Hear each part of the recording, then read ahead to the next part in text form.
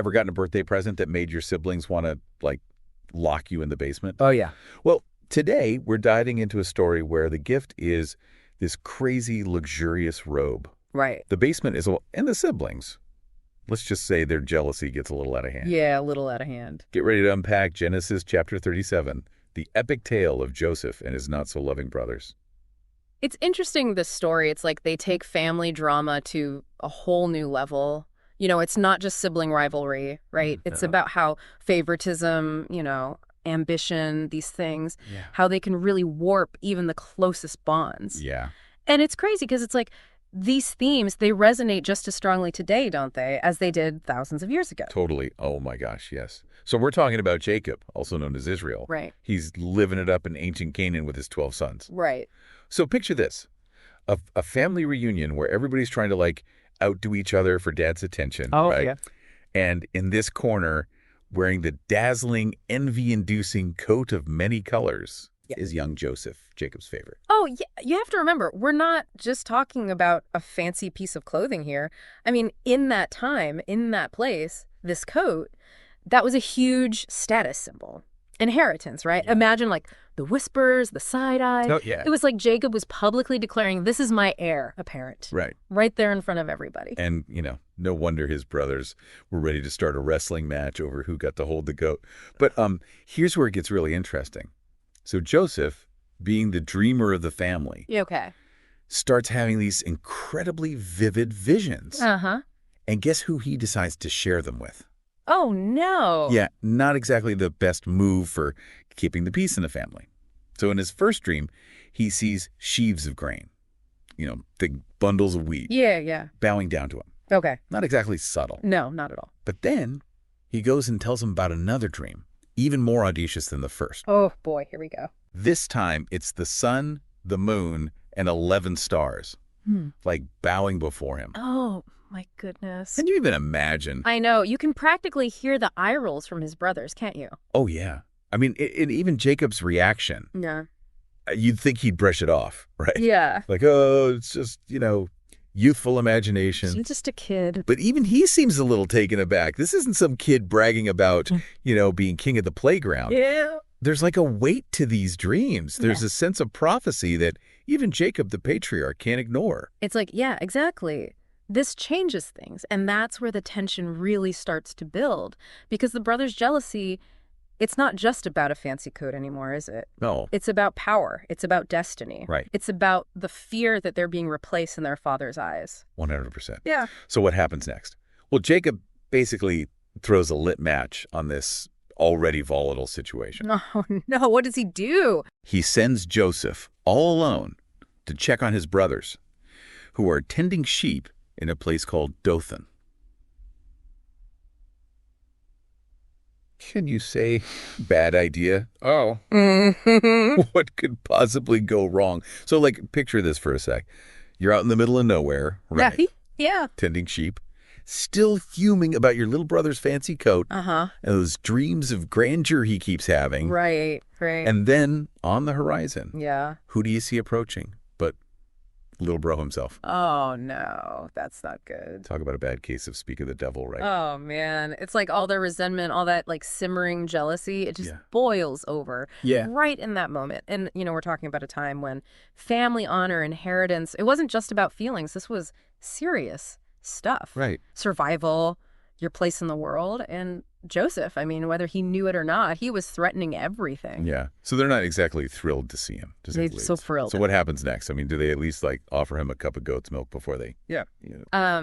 Let's just say their idea of a family reunion, it doesn't involve hugs and catching up. Okay. Their first instinct, get rid of the problem permanently. Oh, wow.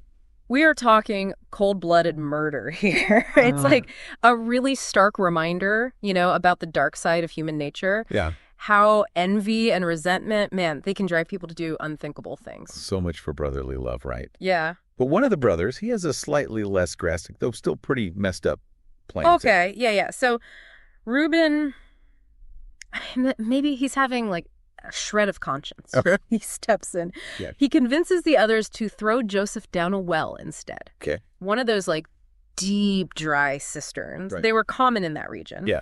And his plan, as we learn later, was to come back, when it was safe and rescue Joseph. Okay. So they strip Joseph of his precious coat talk about a power move, right? Yeah.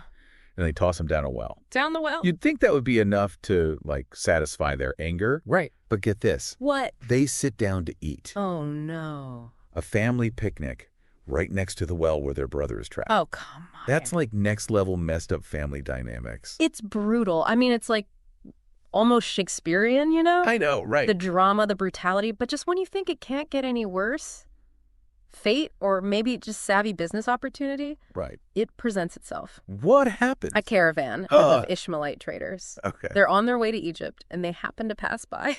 Wait a minute. Are they seriously considering selling their brother into slavery? Yeah.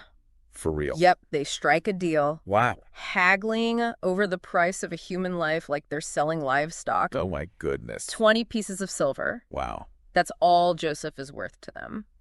And with that, Joseph's world. It's turned upside down. Yeah. He's ripped away from his family, his homeland, his entire life, Right. and sent off to an uncertain future in a foreign land. So Joseph's on his way to Egypt, sold by his own brothers. Yep. It's like a plot twist right out of a soap opera. Right.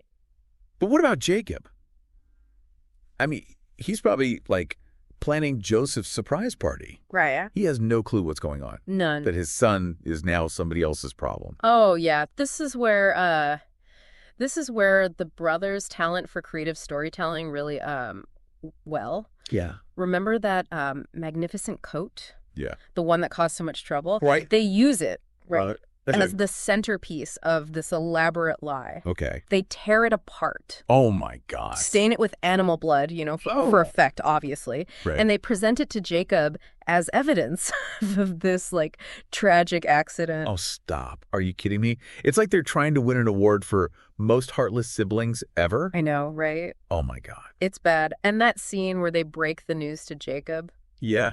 heartbreaking, man. Heartbreaking. This isn't just a father grieving the loss of his son. Right. This is a man whose whole world has been shattered. His trust, Yeah. broken Yeah. in the most profound way. It makes you think about the lasting impact of betrayal. Yeah. How it can, ripple through generations. It's true. These brothers, they might have thought they were solving a problem, Right. but they actually created a whole new set of issues that are probably going to haunt them for years to come. Oh, yeah.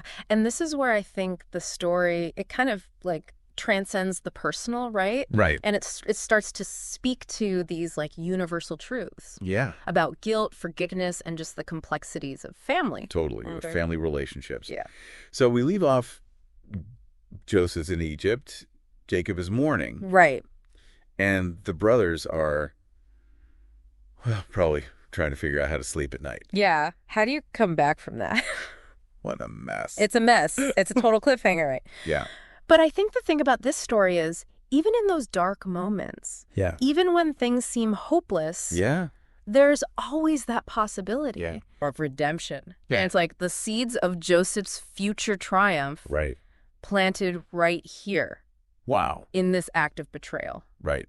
It's a powerful reminder, that sometimes our greatest challenges, Yeah. they can lead to our most unexpected victories. It makes you wonder, what would have happened if the brothers had handled their jealousy differently? Right. What if they just sat down, talked to Joseph? Yeah. Maybe work through some of this stuff. Right. Instead of resorting to, Yeah. selling him into slavery. It's crazy. It's like a cautionary tale wrapped in a psychological thriller, Yeah. Yeah. It reminds us that the choices that we make, Right. they have consequences. Big ones. And sometimes those consequences, Yeah. they can last a lifetime. That's true. So listen, as we kind of leave the story of Joseph and his brothers for now, Yeah. here's something to think about, okay? Okay. What are the the coats of many colors in your own life? Yeah, that's good. What are those things, that trigger that jealousy, Right. that envy? Oh, yeah. But more importantly, how can you channel those emotions Oh, yeah. in a way that leads to growth, Right. to understanding, Right. instead of, betrayal, Right. regret. Right. Yeah, that's good. Right. It's a deep dive, but it's worthy of, It is. some serious self-reflection. Absolutely. Until next time, keep exploring, keep questioning, Keep learning. and remember, family drama Yeah. Best left to the ancient texts Oh, yeah. and daytime TV.